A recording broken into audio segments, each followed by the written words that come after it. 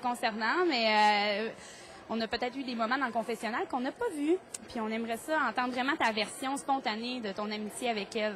Ben écoute, je vais faire ça rapide. Véro, dans le fond, c'était une fille avec qui on pouvait avoir des discussions vraiment profondes, comme on pouvait s'amuser. C'est vraiment, Véro, c'est quelqu'un qui est exceptionnel. Je sais que ça fait cucu, puis que ça fait peut-être cliché, mais Véro, c'est la personne que peu importe ce qui se passe, peu importe ce que tu dis, peu importe ce que tu fais, c'est quelqu'un qui va vraiment pouvoir te comprendre. En tout cas, moi, j'ai senti qu'on a vraiment connecté, moi puis elle. Puis c'est vraiment quelque chose que, dans le fond, dans le loft, j'aurais jamais pensé venir chercher. Puis j'ai trouvé une de mes meilleures amies. Je pense que j'ai eu plus de belles discussions avec elle qu'avec n'importe quel autre de mes amis. Ça a connecté tout de suite. Puis vraiment, Véro, c'est une personne que vous allez probablement encore découvrir dans les 2 autres semaines qui vont venir. C'est vraiment une personne qui est spéciale. Puis vous allez vous en rendre compte parce que c'est un petit kamikaze heureux, ça. Elle fait faire ça avec tes émotions, mais elle est tellement là pour toi. Puis c'est vraiment quelqu'un que lorsque tu connectes avec elle, elle vient te chercher en dedans.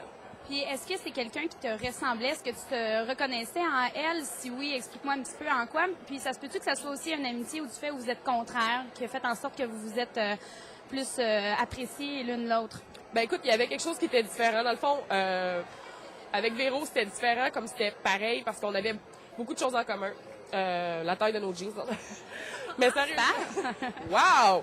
Impressionnant. Avec Véro, dans le fond, on avait bien des trucs en commun. On était 2 grandes blondes stéréotypées qui passaient leur temps à se faire juger pour leur physique. Fait que ça est venu nous chercher. Personne va au-delà de nos apparences, puis c'était bien plate. Ce qui était cool avec Véro, dans le fond, c'est vraiment de voir qu'on vivait la même chose, puis qu'on était plus que un physique. Puis c'est vraiment les trucs qui nous rejoignaient le plus. On savait ce qu'on voulait, on savait ce qu'on voulait pas. Puis c'était vraiment une personne qui, comme moi, en avait marre des clichés puis des stéréotypes de la société. T'sais, on voulait sortir de ça tout en n'arrêtant pas d'être nous-mêmes puis d'aimer les choses qu'on aime. T'sais. Fait que dans le fond, c'était plus ça qui faisait que... Tu parles de stéréotypes puis tu parles que tu t'es fait juger. On a aussi, le public et moi, en avons été témoins. Est-ce que, parle-moi un petit peu d'Élodie, les commentaires qu'elle disait à ton égard, tout ça, peut-être un commentaire en général aussi. Comment tu prenais ça? Parce que ça avait l'air quand même si tu avais l'air d'une fille forte puis de mettre les points sur la table.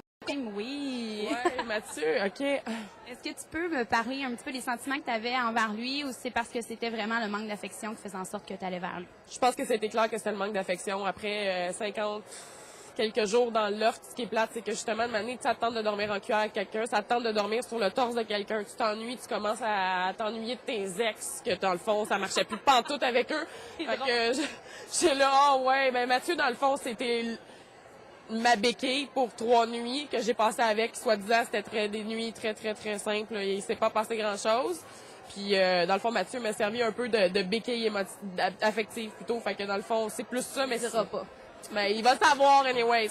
Mais non, Mathieu, c'est quelqu'un qui ça clique pas du tout avec. Fait que, dans le fond, c'était vraiment ça. Puis, on a vu que ça s'est comme éteint très, très rapidement. Qu'il y aurait eu un gars qui t'aurait intéressé.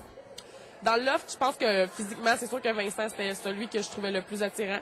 Mais sinon, je pense qu'ils étaient tous cute, les gars, dans leur genre. Peut-être juste un qui était moins mon genre, pas du tout, là. Il n'y a eu aucune complicité excessive là, qui a fait en sorte que tu t'es dit, oh mon Dieu, j'ai trouvé l'âme sœur, par exemple. Mais moi, je partais avec l'idée, c'est un autre cliché de Love Story, je partais à l'idée, je suis pas à l'occupation double, je suis pas partie là pour me matcher.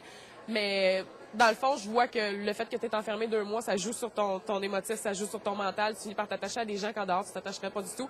Mais il n'y a pas eu vraiment de complicité avec les lofters en général. Puis je pense que les lofters se sont matchés avec les lofteuses de leur choix aussi. Tu sais, moi, je n'avais pas vraiment de gars qui me faisaient quelque chose, puis pas vraiment. Fait que c'était plus ça, là. Est-ce que tu appréhendes ton après-loft assez... Écoute, je vais pouvoir te dire ça lorsque je vais avoir passé la soirée avec... ouais, voilà, je sais pas comment c'est l'après-loft, je sais pas, toi tu l'as vécu, je sais pas comment c'est quand on se fait dire exactement ce qu'on est. Fait que je vais voir exactement comment je t'ai perçu ce soir. On va faire un deal, on va venir te voir la semaine prochaine, ma belle Christelle, on va te laisser décanter ça et retrouver ta famille comme tous les autres lofters qui ont été vincés les semaines d'avant. Félicitations! Ben, merci, ma chère. T'es quand même rendu loin. Ouais, quand même. À la semaine prochaine. Nous, on se retrouve, comme à l'habitude, à tous les mercredis à 19h30 pour un autre pré-gala. Et comme je vous disais, il n'en reste que 2. Alors, soyez avec nous mercredi prochain, 19h30. Bonne soirée tout le monde. Bye bye.